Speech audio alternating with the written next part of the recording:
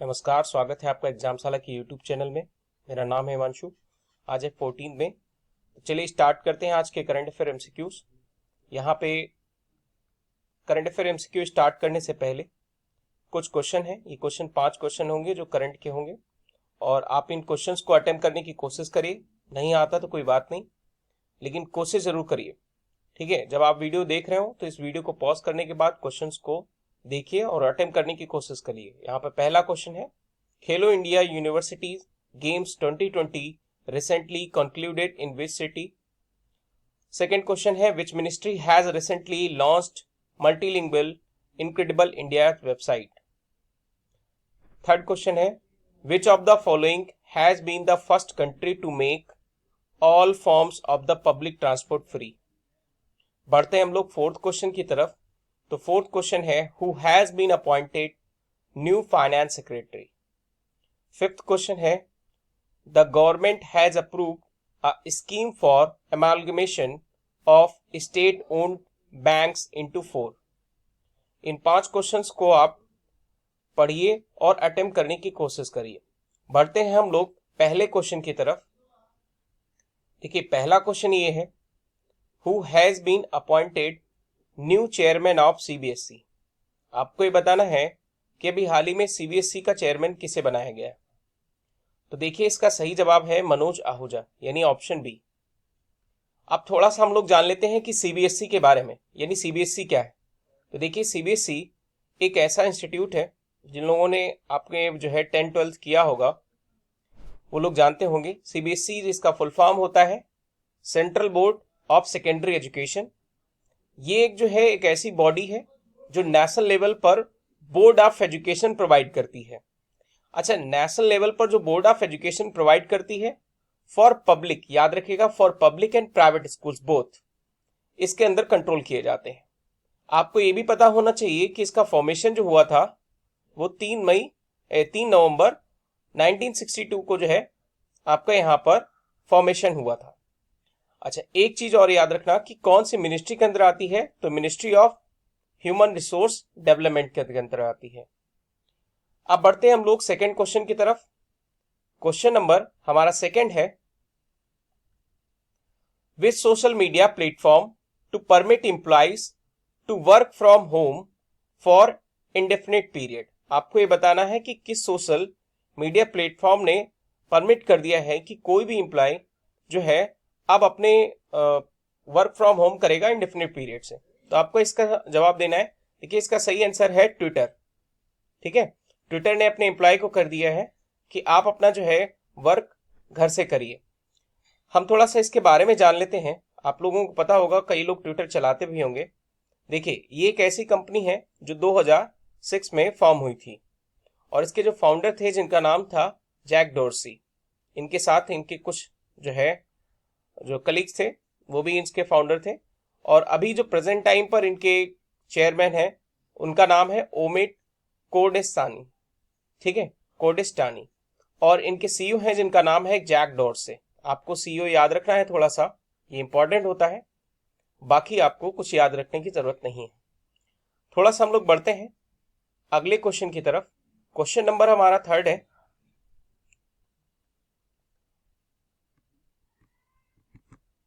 Watch space है आपका, was launch for the Central University of Orissa to provide cognitive emotional rehabilitation service. आपको ये बताना है कि किस सेंट्रल मतलब जो है एक स्कीम लॉन्च हुआ है सेंट्रल यूनिवर्सिटी ऑफ उड़ीसा के द्वारा।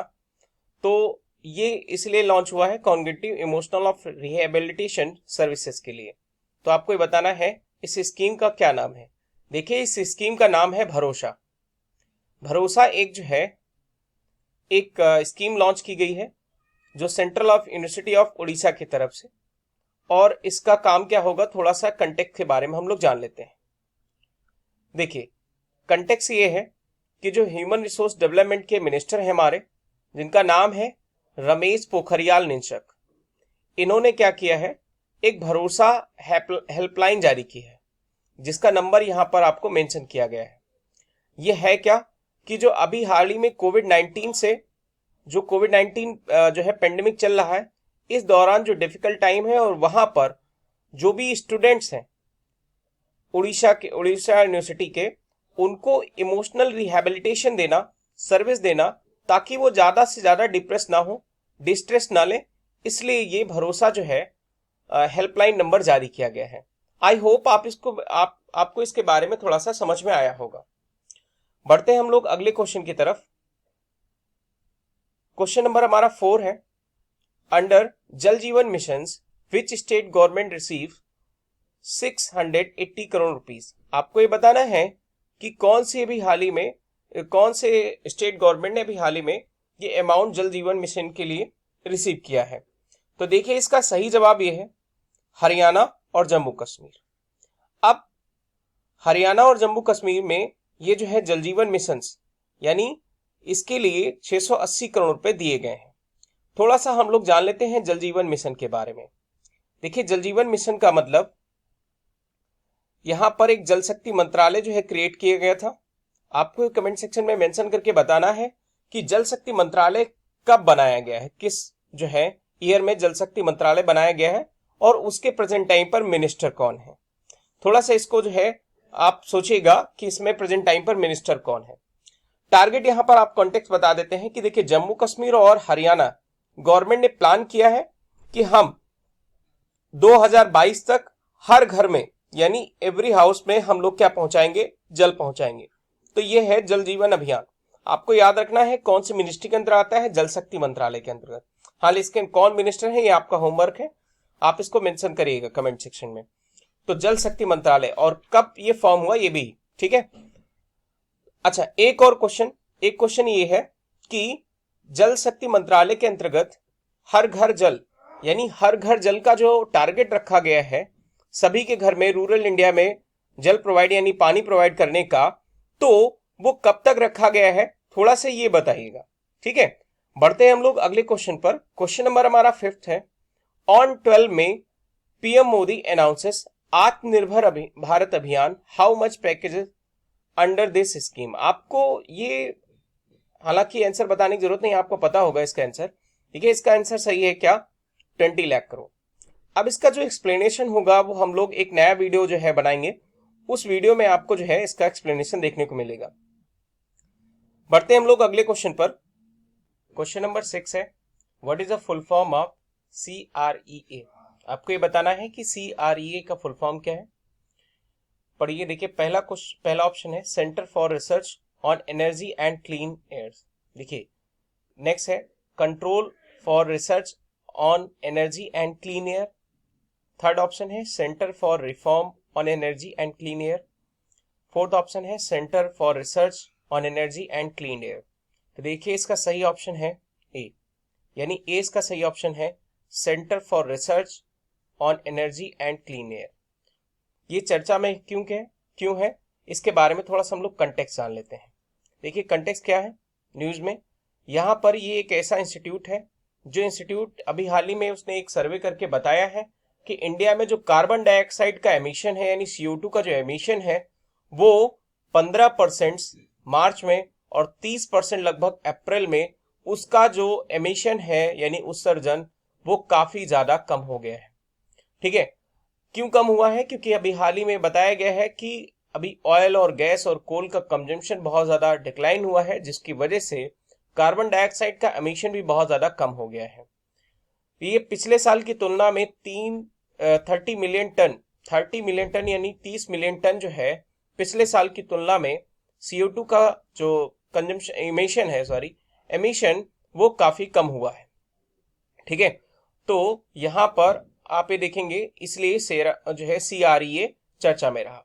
बढ़ते हैं हम लोग अगले क्वेश्चन की तरफ, यानी क्वेश्चन नंबर हमारा 7 है, for MSME finance ministry announce how much packages as collateral free loans. ये भी आपको पता होगा इसका सही आंसर। तो इसका सही आंसर है क्या, 3 लाख करोड़। इसके बारे में भी हम लोग डिटेल से बात करेंगे नेक्स्ट वीडियो में, ठीक है। क्वेश्चन नंबर 8 पर हम लोग बढ़ते हैं। क्वेश्चन नंबर 8 है हमारा, स्पेस है, has become the first state to regulate cultivation of crops by telling farmers what to grow as a part of its pilot project. आपको ये बताना है कि अभी हाल ही में क्या उगाया जाए क्या नहीं उगाया जाए, इसके लिए पायलट प्रोजेक्ट जो तैयार किया है वो पायलट प्रोजेक्ट किस स्टेट गवर्नमेंट के द्वारा तैयार किया गया है। तो पायलट प्रोजेक्ट जो है वो तेलंगाना के द्वारा तैयार किया गया है, जिसमें ये बताया गया है कि फार्मर जो है वो क्या कल्टीवेट करें, यानी किस चीज का जो है किस चीज की खेती करें जिससे उनको ज्यादा जो है प्रॉफिट होगा। आप लोग कमेंट सेक्शन में मेंशन करके बताइएगा कि अभी हाल ही में फार्मर्स की इनकम को डबल करने का जो टारगेट है वो कब तक रखा गया है। ठीक है, इसको कमेंट सेक्शन में मेंशन करके बताइए। बढ़ते हैं हम लोग अगले क्वेश्चन पर। क्वेश्चन नंबर हमारा 9 है, who one VMware 2020 regional partner of the year award. आपको ये बताना है कि अभी हाल ही में VMware जो है ये 2020 रीजनल पार्टनर जो है ये किसके द्वारा जीता गया। तो अभी हाल ही में इसका सही आंसर आपको बताना है क्या है। इसका सही आंसर है अनंता। ठीक है, अनंता जो है यहां पर इसका सही आंसर है। ये क्या है इसके बारे में हम लोग थोड़ा सा जान लेते हैं। देखिए कंटेक्स्ट ये है कि अनंता उसने जो है रिसीव किया है VMware 2020 रीजनल पार्टनर की तरफ से एक सर्विस ऑफ एक्सीलेंस अवार्ड। क्या रिसीव किया है? Service of excellence award. ठीक है, किस कैटेगरी में? यानी क्लाउड बेस्ड सर्विस देने के सफर में। आपको याद रखना है क्लाउड बेस्ड सर्विस देने में। अब आप पूछोगे क्लाउड बेस्ड सर्विस क्या होती है, तो क्लाउड बेस्ड सर्विस ये होती है यानी एक ऐसा जो है हम लोग स्टोरेज बनाते हैं डेस्कटॉप पे कंप्यूटर पे वगैरह पे, जहां पे हमें वो स्टोरेज किसी भी डोमेन पे रखना होता है, यानी कोई भी डोमेन है या ऑनलाइन उस पर रखना होता है। हमें वो स्टोरेज जो है अपने लैपटॉप या अपने जो है फोन में नहीं रखना होता है। तो इसके लिए जो है सर्विस ऑफ एक्सीलेंस कैटेगरी में अनंता को जो है WMAR रीजनल पार्टनर के तौर पे अवार्ड दिया गया है। इसने काम किया है स्किल्स एंड सर्विसेज पे, कैपेबिलिटीज, कंसल्टिंग, मैनेजिंग, ये सब्सक्रिप्शन सर्विस पे, यानी कस्टमर्स की हेल्प की है। ठीक है, तो इस क्षेत्र में उसको जो है अवार्ड दिया गया है। ठीक है, बढ़ते हैं हम लोग अगले क्वेश्चन की तरफ। क्वेश्चन नंबर हमारा 10 है, which bank provide $1 billion to India. ठीक है, आपको ये बताना है कि हाल ही में कौन से बैंक ने $1 बिलियन अभी हाल ही में इंडिया को दिया है। देखिए इसका सही आंसर क्या है? इसका सही आंसर है NDB यानी न्यू डेवलपमेंट बैंक। ठीक है, तो न्यू डेवलपमेंट बैंक क्या है आप लोग जानते होंगे, कई लोग नहीं जानते हैं, तो थोड़ा सा हम लोग जान लेते हैं कि न्यू डेवलपमेंट बैंक क्या है। देखिए न्यू डेवलपमेंट बैंक जो है इसका न्यू डेवलपमेंट बैंक, इसका एक फॉर्म हम लोग बोल सकते हैं, इसको ब्रिक्स बैंक के नाम से भी जानते हैं। ब्रिक्स बैंक जो है जिसमें ब्राजील, रशिया, इंडिया, चाइना और साउथ अफ्रीका है। इसका फॉर्मेशन क्यों हुआ था? ताकि हम वर्ल्ड बैंक से अलग हटकर इन सभी कंट्रियों के द्वारा हम वर्ल्ड बैंक पर अपनी डिपेंडेंसी को कम करें और वर्ल्ड बैंक पर जो डिपेंडेंसी है उसको कम करते हुए हम एक नया बैंक बनाएं, जो क्योंकि वर्ल्ड बैंक में जो है ज्यादा से ज्यादा इन्फ्लुएंस किसका रहता है, वहां पर यूएसए का इन्फ्लुएंस रहता है। तो यूएसए के इन्फ्लुएंस को कम करने के लिए हम लोग एक नया बैंक बनाए जो इन सभी कंट्रियों में काफी डेवलपमेंट के लिए प्रोजेक्ट को चला सके। तो ये इसका फॉर्मेशन जो हुआ था वो 2014 को हुआ था। हेडक्वार्टर आपको याद रखना है, हेडक्वार्टर कहां है? तो हेडक्वार्टर संघाई चाइना में है। प्रेसिडेंट के तौर पर आपको याद रखना है कि प्रेसिडेंट कौन है? केवी कामत है। ठीक है, आपको ये कमेंट सेक्शन में मेंशन करके बताना है कि जो एनडीबी है न्यू डेवलपमेंट बैंक, तो न्यू डेवलपमेंट बैंक जो है उसमें सबसे ज्यादा शेयर किसका है। ठीक है, ये कमेंट सेक्शन में मेंशन करके बताना है कि सबसे ज्यादा शेयर किसका है। ठीक है, बढ़ते हैं हम लोग अगले क्वेश्चन पर। क्वेश्चन नंबर हमारा 11 है, फीफा अंडर 17 वुमेन बिगिंस जो है स्पेस इन 2021 फरवरी। आपको ये बताना है कि जो फीफा का अंडर 17 वुमेन जो है वर्ल्ड कप वो 2021 में कहां खेला जाएगा। तो देखिए इसका सही जवाब है इंडिया में। अब फीफा के बारे में आपको पता होगा कि फीफा एक जो है बॉडी है, इसका फुल फॉर्म होता है federation international D football association. इसका फॉर्मेशन कब हुआ था? तो 1904 में इसका फॉर्मेशन हुआ था। हेडक्वार्टर कहां है? तो हेडक्वार्टर इसका ज्यूरिक स्विट्जरलैंड में है। ठीक है, प्रेसिडेंट इस समय कौन है? Gianni Infantino. ठीक है, ये याद रखना है, आपको याद रहे। ठीक है, बढ़ते हैं हम लोग अगले क्वेश्चन पर और क्वेश्चन नंबर हमारा 12 है, space organise a poster making competition under the Ek Bharat श्रेष्ठ भारत। ठीक है, कैंपेन, एक भारत श्रेष्ठ भारत जो है कैंपेन के अंतर्गत अभी पोस्टर मेकिंग कंपटीशन चला था, तो वो किसके द्वारा ऑर्गेनाइज किया गया था? तो देखिए ये ऑर्गेनाइज किया गया था आईआईटी गुवाहाटी के द्वारा, आईआईटी गुवाहाटी के द्वारा जो है ऑर्गेनाइज किया गया था।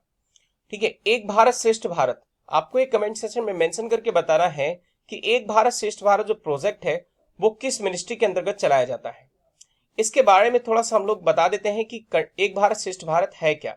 देखिए, एक भारत श्रेष्ठ भारत एक ऐसा कैंपेन है जिस कैंपेन के अंदर यानी किसी एक स्टेट को दूसरे स्टेट के कल्चर से जोड़ना।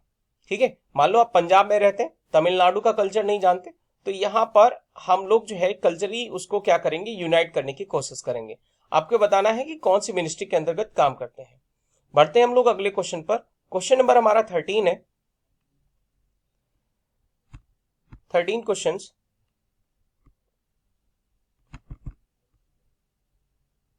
When was the e-NAM portal launch? आपको ये बताना है कि ई-नाम पोर्टल जो है कब लॉन्च किया गया है।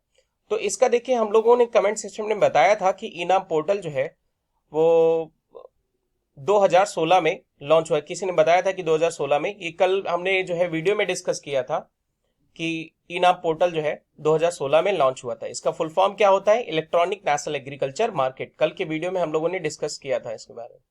ठीक है, बढ़ते हैं हम लोग अगले क्वेश्चन पर। क्वेश्चन नंबर हमारा जो है 14 है। 14 question, national community based sero survey for कोविड-19 to be conducted in how many states? आपको ये बताना है कि अभी हाल ही में सीरो सर्वे कोविड-19 से रिलेटेड अभी हाल ही में कितने स्टेट में कराया जा रहा है। तो देखिए इसका सही आंसर क्या है, 21 स्टेट। अब सीरो सर्वे क्या है? देखिए यहां पर एक ऐसा सर्वे है जो डिस्ट्रिक्ट बेस कराया जाएगा, यानी लोकल जो है बॉडी होंगी, वहां पर डिस्ट्रिक्ट हर जिले में ये सर्वे कराया जाएगा, जहां पर प्रेग्नेंट वुमेन्स और कुछ नर्सेस यानी जो नर्स हैं वो काम कर रही हैं, और इनमें क्या होगा कि इनके शरीर में इनका सीरम चेक किया जाएगा और इनके शरीर में एंटीबॉडी चेक की जाएंगी कि कितनी एंटीबॉडी मौजूद है। ठीक है, तो इसे ये जो है हम लोग रैंडमली चेक करेंगे कि कोई भी वुमेन इससे इफेक्टेड हो रही है या नहीं हो रही है। तो ये अभी जो सर्वे है ये चलाया जा रहा है कितने में? 21 स्टेट्स में, याद रखिएगा, यानी सीरो सर्वे 21 स्टेट्स में। ठीक है, 14 क्वेश्चन ये है। 15 क्वेश्चन पर हम लोग बढ़ते हैं। तो जो 15 क्वेश्चन है, हु डेवलप्ड बीपैप यानी बीपैप नॉन इन्वेंसिव वेंटिलेटर स्वास्थ्य वायु इन 36 डे फॉर कोरोना वायरस? आपको ये बताना है कि अभी हाल ही में एक नॉन इन्वेंसिव वेंटिलेटर स्वास्थ्य वायु ये जो है 36 डेज में तैयार हुआ है। तो देखिए इसका मैं आंसर नहीं बताऊंगा क्योंकि मैंने ये कल जो है कल के वीडियो में डिस्कस किया था। आपको अगर नहीं पता है तो कल का जाके वीडियो देखिए और उसके बाद आपको पता चलेगा कि इसका सही आंसर क्या है। ठीक है, नहीं आता है तो कोई बात नहीं, आप इसको खुद अटेम्प्ट करिए, इसका सही आंसर क्या है। अब हम लोग उन क्वेश्चंस की तरफ बढ़ते हैं जो मैंने आपको जो है अटेम्प्ट करने के लिए दिए थे। देखिए यहां पर पहला जो है क्वेश्चन ये है, खेलो India university games 2020 recently concluded in which city? आपको ये बताना है कि खेलो इंडिया यूनिवर्सिटी अभी हाल ही में कहां पर जो है कंक्लूड हुआ था। तो इसका सही आंसर है क्या, यानी भुवनेश्वर। ठीक है, भुवनेश्वर। अच्छा, अब यहां पर एक बताइएगा कि प्रेजेंट टाइम पर स्पोर्ट मिनिस्टर कौन है। ठीक है, ये कमेंट सेक्शन में मेंशन करके बताइए कि प्रेजेंट टाइम पर स्पोर्ट मिनिस्टर कौन है। अगला क्वेश्चन था, which ministry has recently launch multilingual incredible India website? ठीक है, इनक्रेडिबल इंडिया वेबसाइट जो है अभी हाल ही में किसके द्वारा लॉन्च की गई है? तो मिनिस्ट्री ऑफ टूरिज्म के द्वारा लॉन्च की गई है। ये भी बताइए कि मिनिस्ट्री ऑफ टूरिज्म किसके हाथ में है, मतलब कौन है अभी प्रेजेंट टाइम पर मिनिस्ट्री ऑफ टूरिज्म। बढ़ते हैं थर्ड क्वेश्चन पर। तो which of the following has become the first country to make all forms of public transport free? तो देखिए सभी तरीके से पब्लिक ट्रांसपोर्ट फ्री करने वाला एक कंट्री था जिसका नाम था लग्जमबर्ग। ठीक है, फिर से बता रहा हूं, लग्जमबर्ग। लग्जमबर्ग जो है एक यूरोपियन कंट्री है, ये पूरी तरीके से लैंडलॉक्ड कंट्री है। लैंडलॉक्ड कंट्री का मतलब है कि जैसे मान लो यहां पर ये लग्जमबर्ग है और लग्जमबर्ग के ऊपर यानी नॉर्थ साइड पर यहां पर बेल्जियम है, इस साइड पर यहां पर जर्मनी है और जर्मनी के साइड यहां पर ये फ्रांस है। ठीक है, तो ये जो है तीन तरफ से घिरा हुआ है और लग्जमबर्ग में जो अभी हाल ही में पब्लिक ट्रांसपोर्ट क्या कर दिया गया है, फ्री कर दिया गया है। अच्छा, लग्जमबर्ग की जो है कैपिटल, अगर आपसे क्वेश्चन पूछा जाता है कि कैपिटल क्या है, तो कैपिटल ही लग्जमबर्ग है। और इसकी करेंसी क्या है, तो करेंसी याद रखना इसकी यूरो है। फोर्थ क्वेश्चन पर हम लोग बढ़ते हैं। तो फोर्थ क्वेश्चन है हमारा, who has been appointed new जो है न्यू फाइनेंस सेक्रेटरी। तो न्यू फाइनेंस सेक्रेटरी जो है कौन है, अजय भूषण पांडे। नेक्स्ट क्वेश्चन है, the government has approved a scheme for the amalgamation. तो आपको यहां पर बताना है कि 4 बैंकों में कितनी बैंकों को मर्ज किया गया था। ठीक है, तो इसका सही आंसर है 10 बैंकों को। अब ये कमेंट सेक्शन में मेंशन करके बताइए कि प्रेजेंट टाइम पर कौन सी बैंकों को किस में मर्ज किया गया है। ठीक है, तो आज की वीडियो में इतना ही। ठीक है, थैंक यू फॉर लिसनिंग, धन्यवाद।